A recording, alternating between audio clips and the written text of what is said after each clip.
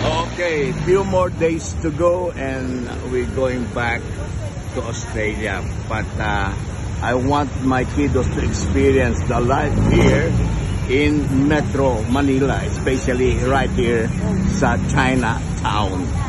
At dito ay aming igagala sila sapagkat nung sila'y nandito sa Pilipinas ay mga munting kids pa ito. Kaya rito ngayon ay makikita nyo ang ikangapagkala. Grabe rito, kung hindi ka alert dito, babanggain ka rito. Grabe talaga, sasakyan, sobra. Andito kami sa pinalaking Chinatown, right here. Umping, ang tawag nila, Umping. Eto, at least medyo maganda ang panahon, kanina mainit. Ngayon ay meron sea breeze. Dito, makikita nyo yung mga bilihan ng mga ginto. Nakita nyo, daming tao, diba? Talagang sobra. At yun natin, gala mode tayo right here sa Chinatown. Napakasigla. Ito, yung mga bilihan ng mga ginto raw. Bilihan ng alahas, right here.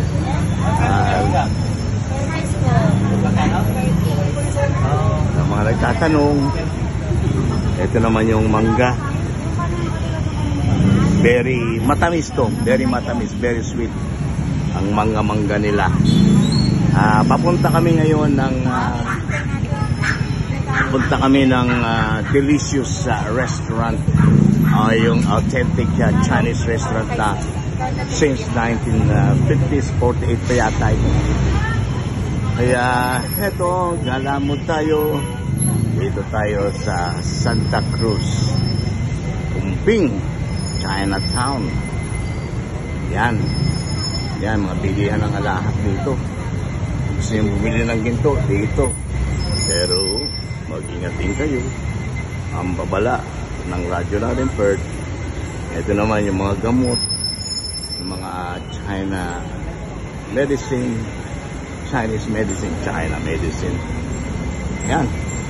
So, gala-gala, lakad-lakad para ma-experience ng aking kiddos ang life dito sa Manila.